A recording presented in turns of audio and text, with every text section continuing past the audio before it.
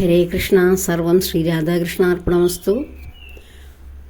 നമുക്ക് നാമം ജപിക്കുമ്പോൾ ശ്രദ്ധ കിട്ടുന്നില്ല.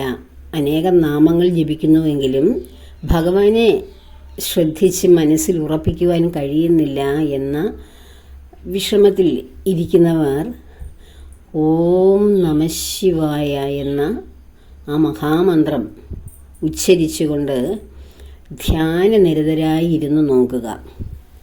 ഓം നമഃശിവായ എന്ന ആ മഹാ പഞ്ചാക്ഷരി മന്ത്രം ജപിച്ചുകൊണ്ട് ധ്യാനത്തിൽ ഇരിക്കുക, ശാന്തമായി ഇരിക്കുക. ഓം നമഃശിവായ, ഓം നമഃശിവായ, ഓം നമഃശിവായ. ഈ പഞ്ചാക്ഷരി മന്ത്രം ജപിക്കുമ്പോൾ നാം കുറേ കഴിഞ്ഞ് ആദ്യ സമയത്ത് നമുക്കതിന് ആ ധ്യാനത്തിലിരിക്കുമ്പോൾ നമുക്ക് ഏകാഗ്രത ഉണ്ടാവുകയില്ല. എങ്കിൽ പോലും ഏകാഗ്രത എന്ന് വെച്ചാൽ മനസ്സിൻ്റെ ചലനങ്ങളെ ഇല്ലാതാക്കി നിശ്ചലമാക്കുക എന്നുള്ളതാണ്. മനസ്സിലേക്ക് കടന്നു വരുന്ന ചിന്തകളെ ഒഴിവാക്കി മനസ്സ് ശൂന്യമാക്കുക. നിങ്ങൾ വളരെ പ്രഭാതത്തിൽ ബ്രഹ്മയാമത്തിൽ വെളുപ്പിനെ ഉണർന്ന് ആ നമഃശിവായ മന്ത്രം ജപിച്ചുകൊണ്ട് ഏകാഗ്രതയോടുകൂടി ഒന്നിരുന്ന് നോക്കിക്കേ. നിങ്ങളുടെ ഉള്ളിലേക്ക് ചിന്തകളൊന്നും കടന്നു വരികയില്ല. ശാന്തമായിട്ടിരുന്ന് മനസ്സിനെ ഏകാഗ്രമാക്കാൻ കഴിയും. അതായത് മറ്റ് ചിന്തകളെ കടത്തി വിടുകയില്ല. മനസ്സ് സ്വസ്ഥമായിരിക്കും. അങ്ങനെ ഇരുന്ന് നമുക്ക് നാമം ജപിക്കുമ്പോൾ ആ ഏകാഗ്രമായ ധ്യാനം അഭ്യസിക്കണമെന്ന് ആഗ്രഹിക്കുന്നവർ ഇതാണ് ചെയ്യേണ്ടത്. നാമം ജപിച്ചിട്ടും എനിക്ക് ഗുണമൊന്നുമില്ല, വെറുതെ നാമം ജപിച്ചു സമയം കളഞ്ഞു, സമയവും എനർജി നഷ്ടപ്പെടുന്നു എന്ന് തോന്നുന്നവർ ഈ പ്രക്രിയ ഒന്ന് ചെയ്തു നോക്കുക. കാരണം ഈ നമഃശിവായ മന്ത്രം ജപിച്ചുകൊണ്ട് ധ്യാനനിരതരായിരിക്കുന്ന നമ്മളുടെ ഓരോരുത്തരുടെയും ഉള്ളിലേക്ക് തന്നെയാണ് നാം നോക്കുന്നത്. ഈ ശിവം എന്ന് പറയുന്നത് കൈലാസത്തിൽ പാർവതീ ദേവിക്കും ഭൂതഗണങ്ങൾക്കും ഒപ്പം കഴിയുന്ന ആളല്ല. അവനവൻ്റെ ഹൃദയത്തിലിരിക്കുന്ന ആ ബോധമാണ്. നമ്മൾ ആത്മാവ് എന്നൊക്കെ പറയില്ലേ, ആത്മാവില്ലെങ്കിൽ പിന്നെ നമ്മളിവിടെ ജീവിച്ചിരുന്നിട്ട് കാര്യമില്ലല്ലോ. ജീവിച്ചിരിക്കുന്നില്ല. ആത്മാവ് നമ്മുടെ പ്രാണനിൽ നിന്ന് നഷ്ടപ്പെട്ട് ഈ ശരീരത്തെ വേർപെടുത്തുമ്പോഴാണ് ശരീരമൊന്നും ആത്മാവ് വേറെയുമായി പോകുന്നത്. അതാണ് മരിച്ച് പോകുന്നത്. മരിക്കുന്നത് ശരീരവും, പോകുന്നത് ഇത് പരമാത്മ ചൈതന്യമായ ആത്മാവുമാണ്. ആ ആത്മാവാണ് നമ്മുടെ ഉള്ളിലുള്ള ശിവം. ആ ശിവനെ തപ്പി നമ്മൾ എവിടെയും പോകണ്ട, നമ്മുടെ ഉള്ളിലാണ്. അതുകൊണ്ടാണ് ശിവമന്ത്രം ജപിക്കുമ്പോൾ നാം അറിയാതെ തന്നെ നമുക്ക് ബോധം മണ്ഡലം ഉയരുകയും നാം ഏകാഗ്രമായ മനസ്സോടുകൂടി ഇരിക്കാൻ നമുക്ക് കഴിയുകയും ചെയ്യുന്നത്. കാരണം നമ്മളിലുള്ള ആ ബോധത്തെയാണ്, ആ ആത്മാവിനെയാണ് നാം ആ ശിവ ചൈതന്യത്തിലൂടെ ഉണർത്തുന്നത്. ഇപ്പോൾ ആ പരമാത്മ ചൈതന്യമായ ബ്രഹ്മചൈതന്യം വിഷ്ണു സഹസ്രനാമത്തിൽ ഭാഗങ്ങളിലെല്ലാം ഞാൻ പറയുന്നുണ്ട്. ബ്രഹ്മചൈതന്യമാണ് ഓരോ രൂപത്തിൽ, വിഷ്ണുവിൻ്റെ രൂപത്തിലും ശിവന്റെ രൂപത്തിലും കൃഷ്ണന്റെ രൂപത്തിലും ഒക്കെ നമ്മുടെ അവതാര പുരുഷന്മാരായി നമ്മെ സംരക്ഷിച്ചുകൊണ്ട് നമ്മെ നിലനിർത്തുന്നത്. ആ ചൈതന്യത്തിൻ്റെ വിവിധ രൂപങ്ങളാണ്. അതിലെല്ലാം ആ ചൈതന്യമാണ് നിറഞ്ഞു നിൽക്കുന്നത്. അപ്പോൾ ഈ ശിവന്റെ രൂപത്തിൽ നമ്മുടെ ഉള്ളിൽ കുടികൊള്ളുന്ന ആ പരബ്രഹ്മ തേജസ്സാണത്. നമ്മളെ ശിവമാക്കി, മംഗളകരമാക്കി, നമ്മളെ കർമ്മം ചെയ്യാൻ പ്രാപ്തമാക്കി ജഡശരീരത്തെ ശിവമാക്കുന്നത് ആ ശിവൻ എന്ന പദത്തിൽ സാക്ഷാൽ പരമമായ ശിവൻ ആക്കി വയ്ക്കുകയാണ് നമ്മെ. അപ്പോൾ ആ ശിവ ചൈതന്യവും, അപ്പോൾ ആത്മാവ് മാത്രമായിട്ട് നിലനിൽക്കുകയാണെങ്കിൽ കർമ്മങ്ങൾ ചെയ്യാൻ കഴിയില്ലല്ലോ. അതുകൊണ്ടാണ് ആത്മാവാകുന്ന ആ ശിവനും. അപ്പോൾ ആ ശിവൻ എന്ന് പറയുന്നത് നമ്മുടെ ജീവൻ എടുക്കാൻ വരുന്ന ആൾ അല്ല. കാരണം നമ്മുടെ ഈ ബോധമാണ് ശിവൻ. ആ ബോധം എപ്പോഴാണോ നഷ്ടപ്പെടുന്നത് അപ്പോഴാണ് ഇതിൽ നിന്ന് ശിവൻ പോകുന്നത്. അതുകൊണ്ടാണ് കാലകാലനായി ഭഗവാനെ അറിയപ്പെടുന്നത്. അപ്പോൾ നമ്മളിൽ ജീവൻ നിലനിർത്തുന്ന ശിവചൈതന്യമാണ്. ആ ശിവചൈതന്യം നമ്മളിൽ നിന്ന് എപ്പോൾ പോകുന്നു അപ്പോൾ നാം വെറും ജഡമായി മാറി. അതുകൊണ്ടാണ് ജീവൻ എടുക്കാൻ വരുന്ന ആളാണ് ശിവൻ എന്ന് പറയുന്നത്. പക്ഷെ ജീവൻ എടുക്കാൻ വരുന്ന ആളല്ലത്. ജീവൻ നമ്മളിലേക്ക് ബോധം നിലനിർത്തുന്ന, നമ്മളെന്ന ഈ ഒരു നമ്മൾ ജാഗ്രതയിലിരിക്കുമ്പോൾ നാം ചെയ്യുന്ന ഈ കർമ്മങ്ങൾക്ക് അനുസൃതമായിട്ടുള്ള നമ്മളിൽ ബോധം തരുന്ന ആളാണ് ശിവൻ. ആ ബോധം നിലനിൽക്കുന്നത് കൊണ്ടാണ് നാം ഇവിടെ ജീവിച്ചിരിക്കുന്നു എന്ന അനുഭവം നമുക്കുള്ളത്. ആ ബോധത്തിന് നിലനിൽക്കാൻ ഒരു ശരീരം ആവശ്യമാണ്. അതുകൊണ്ടാണ് ശിവനും പാർവതിയും, അതായത് ആ അഭേദ്യമല്ല, അവർ പരസ്പരം പാതി മെയ് കൊടുത്ത് അങ്ങനെ ഒരു സങ്കല്പം ഉണ്ടാക്കി വെച്ചിരിക്കുന്നത്. ആത്മാവും ശരീരവും, ക്ഷേത്രവും ക്ഷേത്രജ്ഞനും അവർ പരസ്പരം ഒന്നിക്കുമ്പോൾ മാത്രമാണ് ഇവിടെ ഈ ജഡത്തിൽ നിന്നും സചേതനമായ ഒരു ചൈതന്യം ഇവിടെ ഉണ്ടാകുന്നത് ഓരോ വ്യക്തിക്കും. അപ്പോൾ ഓരോ വ്യക്തിയുടെയും ഉള്ളിൽ നിലനിൽക്കുന്ന ആ ശിവചൈതന്യവും, അതായത് ബോധചൈതന്യവും, ആ ബോധത്തെ നിലനിർത്തുവാനുള്ള ശരീരവുമാണ് സാക്ഷാൽ പാർവതിയും പരമേശ്വരനും. അതാണ് അവർ പരസ്പരം ഒന്നിച്ചിരിക്കുന്ന പിക്ചറുകൾ നമ്മൾ കാണുന്നതും അങ്ങനെയുള്ള സങ്കല്പം. അതായത് ഒന്ന് മറ്റൊന്നിന് ഉപോദ്ബലകമാണ്. ഒന്നില്ലെങ്കിൽ മറ്റൊന്നില്ല. ഒരു നാണയത്തിന്റെ രണ്ട് വശം പോലെ. ഒരു നാണയം ഒരു വശം കൊണ്ട് നാണയം പൂർത്തീകരിക്കുമോ എന്ന് പറയുന്ന ഒരു ശരീരം മാത്രം കൊണ്ട് നമുക്ക് കർമ്മങ്ങൾ ചെയ്യാൻ കഴിയില്ല. ശരീരമുണ്ട്, ശരീരത്തിന് കർമ്മം ചെയ്യണമെങ്കിൽ അതിൽ ബോധം വേണം, ആത്മാവ് വേണം. ആ ആത്മചൈതന്യമായ ശിവനും കർമ്മം ചെയ്യുവാൻ അനുസൃതമായ ആരോഗ്യമുള്ള ശരീരം പാർവതീദേവി ആയ ആ ശക്തി സ്വരൂപിണി. അപ്പോൾ ശക്തിയും ശിവനും കൂടി ഒന്നിച്ചു ചേരുമ്പോഴാണ് ഈ മനുഷ്യ ശരീരം ഇങ്ങനെ ജീവത്തുള്ളതായി നിൽക്കുന്നത്. അതാണ് ശിവശക്തി ചൈതന്യത്തിന്റെ പൊരുൾ. അപ്പോൾ നാം ശിവനെ കാലകാലനായ ശിവനായിട്ടല്ല കാണേണ്ടത്. നമ്മുടെ ബോധം നിലനിർത്തുന്ന ചൈതന്യമാണ്. ആ ബോധം എപ്പോഴാണോ നമ്മിൽ നിന്നും കർമ്മം തീരുമ്പോൾ നഷ്ടപ്പെടുന്നത്, അപ്പോഴാണ് നമ്മൾ മരിച്ചു പോകുന്നത്. അപ്പോൾ വിഷ്ണു ഭഗവാൻ ഈ ബോധത്തെ നിലനിർത്തി ഈ ഭൂമിയിൽ നമുക്ക് ജീവസന്ധാരണം ചെയ്ത് മുന്നോട്ട് പോകേണ്ട സകലവിധമായിട്ടുള്ള സാഹചര്യങ്ങളും ഒരുക്കുന്ന ആളാണ്. ഈ ബോധത്തെ മുന്നോട്ട് കൊണ്ടുപോകാൻ എന്തൊക്കെയോ ടാലൻസുകൾ, കഴിവുകളൊക്കെ നമുക്ക് തന്നാണ് ഇങ്ങോട്ട് വിടുന്നത്. അതിനെ പരിപോഷിപ്പിച്ച് അത് കീർത്തി വർദ്ധിക്കേണ്ട ആ ഒരു ജീവനാണെങ്കിൽ അതിനെ കീർത്തി വർദ്ധിപ്പിച്ച്, അതല്ല ആ കഴിവുകൾ ഓരോന്നും ജീവസന്ധാരണത്തിന് വേണ്ടി ഉപയോഗിച്ച് ഈ ഭൂമിയിൽ ജീവിക്കുന്നു എന്ന ആ ജീവിക്കാൻ വേണ്ട സാഹചര്യം ഒരുക്കുന്ന ആളാണ് വിഷ്ണു എന്ന നാമത്തിൽ എല്ലായിടവും. വിഷ്ണു എന്ന വാക്കിന് തന്നെ അർത്ഥം ഞാൻ പറഞ്ഞിട്ടുണ്ട്. എന്തുവാണ്? എങ്ങും നിറഞ്ഞു നിൽക്കുന്ന, അതായത് എല്ലാറ്റിലും നിറഞ്ഞു നിൽക്കുന്ന ആ ശക്തിയാണ് വിഷ്ണു എന്ന വാക്കുകൊണ്ട് തന്നെ അർത്ഥമാക്കുന്നത്. അതിവിടെ എല്ലായിടവും നിറഞ്ഞു നിൽക്കുക. അതില്ലെങ്കിൽ പിന്നെ നമുക്ക് ഇവിടെ ശ്വാസഗതികളൊന്നും ഇല്ല. അതുകൊണ്ടാണ് ആ ജീവൻ ഏതിലാണോ ബോധം നിലനിൽക്കുന്ന ശരീരം അതിനെ പ്രാണവായു കൊടുത്ത് ഇവിടെ ജീവിക്കുവാൻ സഹായിക്കുന്ന ആ വ്യാപന ശക്തിയാണ് വിഷ്ണു ഭഗവാൻ. ഇതൊക്കെയാണ് ശരിയായിട്ടുള്ള തത്വങ്ങൾ മനസ്സിലാക്കി വേണം പോകേണ്ടത്. ബ്രഹ്മചൈതന്യം, ബ്രഹ്മചൈതന്യമല്ല, ബ്രഹ്മദേവൻ. ആ ബ്രഹ്മദേവനാണ് നമ്മൾ കർമ്മമനുസരിച്ച് ഭൂമിയിലേക്ക് ഓരോ ജീവനെയും വിടുന്നത്. അപ്പോൾ ആ ജീവനെ വിടുന്ന ആൾ ബ്രഹ്മം ഇവിടെ നിലനിർത്തി, ഇവിടെ നമുക്ക് വേണ്ടുന്ന വായുവും ജലവും ഒക്കെ തന്ന് ഇവിടെ നിലനിർത്തുന്ന ആൾ, എങ്ങും നിറഞ്ഞു നിൽക്കുന്ന ആ വായു ഭഗവാൻ.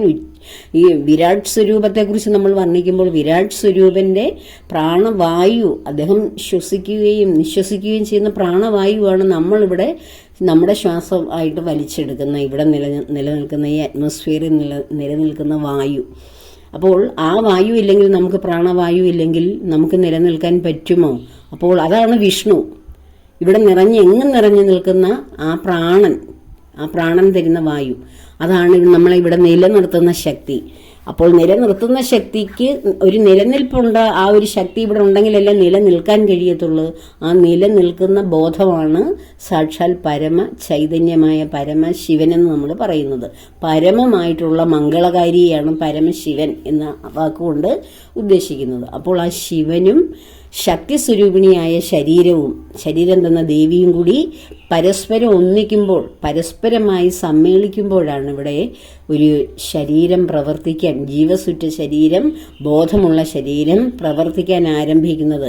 അതാണ് ശിവശക്തി ചൈതന്യം. വിഷ്ണു ഭഗവാൻ ഇവിടെ നിലനിൽക്കുന്ന, ഇവിടെ നിലനിൽപ്പിന് വേണ്ടിയുള്ള പ്രാണവായുവും ജീവജലവും ഒക്കെ തന്ന് ഇവിടെ ഓരോരുത്തരെയും പരിപോഷിപ്പിക്കുന്നു. ആഹാരം മാത്രമല്ല, അവനവൻ്റെ ഉള്ളിലുള്ള കഴിവുകളെയും എല്ലാ ഫീലിങ്സുകളെയും എല്ലാറ്റിനെയും നിലനിർത്തി ഇവിടെ ജീവിക്കുകയാണ് എന്ന് നമ്മെ ബോധ്യപ്പെടുത്തുന്നതാണ് വിഷ്ണു ഭഗവാൻ. ഇവിടേക്ക് കർമ്മബന്ധമനുസരിച്ച് ഓരോ ജീവനെയും കടത്തിവിടുന്ന ആളാണ് ബ്രഹ്മദേവൻ. അപ്പോൾ ഇത് മൂന്നും 3 പേരിലല്ല അറിയപ്പെടുന്നത്, ഒന്ന് തന്നെയാണ്. ഈശ്വരൻ പരമാത്മ ചൈതന്യത്തിൻ്റെ 3 വിവിധ രൂപങ്ങളാണ്. നമ്മളും ആ ബ്രഹ്മചൈതന്യത്തിൻ്റെ ഓരോ അംശങ്ങൾ, രൂപങ്ങളാണ്. എങ്കിലും സൃഷ്ടിസ്ഥിതി പരിപാലനത്തിന് വേണ്ടി ആ ബ്രഹ്മം തൻ്റെ ഇച്ഛ കൊണ്ട് 3ആയി പിരിഞ്ഞതാണ് ഈ 3 രൂപങ്ങളും. അല്ലാതെ ഞാൻ വിഷ്ണു ഭക്തനാണ്, ഞാൻ എങ്ങനെ ശിവന്റെ നാമം ഉച്ചരിക്കും? ഓം നമഃശിവായ എങ്ങനെ ഉച്ചരിക്കും? ഹരേരാമ മന്ത്രവും ഓം കൃഷ്ണായ നമയൊക്കെ അല്ലേ എനിക്ക് ഉച്ചരിക്കാൻ പാടുള്ളൂ, ഇല്ലെങ്കിൽ കൃഷ്ണൻ പിണങ്ങില്ലേ എന്നൊക്കെ തോന്നും. മഹാശിവന്റെ നാമം ഉച്ചരിച്ചാൽ കൃഷ്ണ ഭഗവാൻ പിണങ്ങുമെന്നും, അല്ലെങ്കിൽ ദേവിയുടെ നാമം ഉച്ചരിച്ചാൽ ഭഗവാനിൽ നിന്ന് അകലുമെന്നും ഒക്കെ നമ്മുടെ മിഥ്യാധാരണയാണ്. ഇതിനെ ഏകമായി കണ്ടു കഴിഞ്ഞാൽ നമ്മുടെ ശരീരത്തിൻ്റെ അവസ്ഥകൾ, ആ മനസ്സിൻ്റെ അവസ്ഥകളൊക്കെ മാറി നമ്മൾ ഏകത്വത്തിലേക്ക് ഉയരുകയാണ് ചെയ്യുന്നത്. വളരെ ഇടുങ്ങിയ സങ്കുചിതമായിട്ടുള്ള ആ ഒരു ചെറിയ ബോധമണ്ഡലത്തിൽ ഇരിക്കുമ്പോഴാണ് ഓരോരുത്തരും വ്യത്യസ്തരാണെന്നും ഓരോ കാര്യത്തിനും ഓരോരുത്തരെയാണ് പ്രാർത്ഥിക്കേണ്ടത് എന്നൊക്കെ തോന്നുന്നത്. എന്നാൽ ആത്യന്തികമായി ഇതെല്ലാം ഒന്നിച്ചു വരുമ്പോൾ ഇതെല്ലാം ഒന്ന് തന്നെയാണ് എന്നുള്ള ആ പരമമായിട്ടുള്ള വിശാലമായിട്ടുള്ള കാഴ്ചപ്പാടിലേക്ക് ബോധമുയരുമ്പോൾ നമ്മൾക്ക് ഒന്നും അന്യമല്ല, ഒന്നിനും എതിരല്ല, എല്ലാം ഒന്ന് തന്നെ, ഒന്നിൻ്റെ വിവിധ രൂപങ്ങൾ തന്നെ. അപ്പോൾ ഈ ശിവശക്തി ചൈതന്യമായ ശരീരവും ആത്മാവും ഒരുപോലെ ഇരിക്കണം. അതുകൊണ്ടാണ് ഞാൻ കഴിഞ്ഞ ഒരു വീഡിയോയിൽ പറഞ്ഞത്, നമ്മുടെ ശരീരത്തിനെ ക്ലേശപ്പെടുത്തിക്കൊണ്ട് നാം ചെയ്യുന്ന ഒരു കർമ്മങ്ങളും ആത്മാവിനെ സന്തോഷിപ്പിക്കുകയില്ല. ശരീരം ക്ലേശമായിട്ടിരിക്കുമ്പോൾ, രോഗാതുരമായിരിക്കുമ്പോൾ, അല്ലെങ്കിൽ വിശപ്പ് കൊണ്ട് ക്ഷീണിക്കുമ്പോൾ നമുക്ക് എങ്ങനെ സ്വസ്ഥമായിരുന്ന് ഭഗവത് നാമങ്ങൾ ജപിക്കാൻ കഴിയും? ഏകാഗ്രത കിട്ടുമോ? അല്ലെങ്കിൽ നമ്മൾ സന്യാസം സ്വീകരിക്കുന്നവരായിരിക്കണം. വനങ്ങളിലൊക്കെ പോയി സന്യാസം സ്വീകരിച്ച് അന്നത്തേക്ക് നമ്മൾ എവിടെയെങ്കിലും നമ്മൾ ധ്യാനത്തിലിരുന്നതിന് ശേഷം അപ്പോൾ പോയി ജീവസന്ധാരണത്തിനുള്ള ആഹാരം തേടി കൊണ്ടുവന്ന് കഴിക്കുന്ന, അങ്ങനെ സന്യാസികളായിട്ട് എല്ലാ ഗൃഹസ്ഥ ബന്ധങ്ങളും ഉപേക്ഷിച്ച് പോകുന്നവരാകണം. അല്ലാത്ത പക്ഷം നമ്മളിവിടെ കർമ്മം ചെയ്യാൻ വേണ്ടി കർമ്മഭൂമിയായ ഈ ഭൂമണ്ഡലത്തിൽ ജനിച്ച് ഓരോ ആശ്രമങ്ങൾ 4 ആശ്രമങ്ങളിലൂടെയും കടന്നു പോകുന്ന ഓരോ വ്യക്തിയുമാകുമ്പോൾ ആ കർമ്മം ചെയ്യുവാൻ ശരീരം അത്യാവശ്യമാണ്. ആ ശരീരത്തെ അനാവശ്യമായി ക്ലേശിപ്പിക്കരുത്. വ്രതം എടുക്കണം. വ്രതം എടുക്കുമ്പോഴും ആഹാരം ശരീരത്തിനെ ക്ലേശപ്പെടുത്താതെ, വ്രതം കഴിയുമ്പോൾ ശരീരം ക്ലേശപ്പെടാതെ അവനവൻ്റെ ആരോഗ്യസ്ഥിതി അനുസരിച്ച് ആഹാരം കഴിച്ചിട്ട് വേണം വ്രതം എടുക്കേണ്ടത്. ആ വ്രതത്തിന് പറ്റിയ ആഹാരം ഒക്കെ കഴിക്കണം. അല്ലാതെ അല്ലെങ്കിൽ ഭഗവാനിലേക്ക് തന്നെ വന്ന് ആ ഭഗവാനിൽ തന്നെ നാം പൂർണ്ണമായിട്ടും ഇതെൻ്റെ കർമ്മമാണ്, കർമ്മഫലമാണ്, എനിക്ക് രോഗം വന്നാലും വിഷയമില്ല, ആരോഗ്യം നഷ്ടപ്പെട്ടാലും വിഷയമില്ല, ഒന്നുമില്ല, ഭഗവാൻ എന്നെ കാക്കും എന്ന പൂർണ്ണ വിശ്വാസമുണ്ടെങ്കിൽ, പൂർണ്ണ വിശ്വാസമല്ല, പൂർണ്ണമായ അനുഭവം, അങ്ങനെ എനിക്ക് മതി, മറ്റൊന്നും വേണ്ട, ഞാൻ എത്ര ക്ലേശപ്പെട്ടാലും രോഗാതുരമായിരുന്നാലും ബുദ്ധിമുട്ടുണ്ടായാലും എനിക്കതൊന്നും ഒരു വിഷയമല്ല, എനിക്ക് ഭഗവാനുണ്ട്, ഭഗവാൻ എന്നെ രക്ഷിക്കും എന്ന് മാത്രം ചിന്തിച്ച് ജീവിക്കുന്നവരുണ്ടെങ്കിൽ അവർ ശരീരത്തിന് ഒരു പ്രാധാന്യവും കൊടുക്കണ്ട. അല്ലാതെ നമ്മൾ ഗൃഹസ്ഥാശ്രമികളായിട്ടിരിക്കുന്നവർ ശരീരത്തിന് പ്രാധാന്യം കൊടുത്തുകൊണ്ട് വേണം വ്രതം അനുഷ്ഠിക്കേണ്ടത് എന്നാണ് എൻ്റെ ഒരു എളിയ അഭിപ്രായം.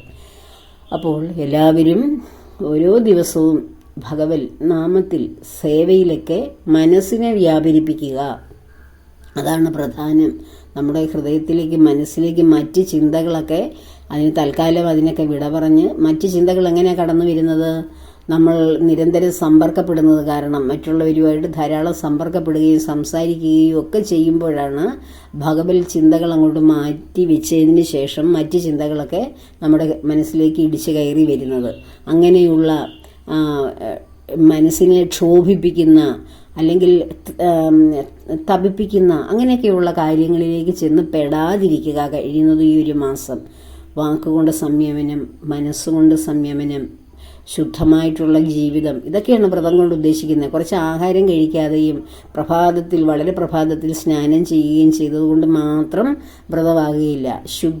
പഞ്ചശുദ്ധികളും നമുക്ക് വേണം. അത് വാക്ശുദ്ധി, മനഃശുദ്ധി, ശരീരശുദ്ധിയൊക്കെ വേണം.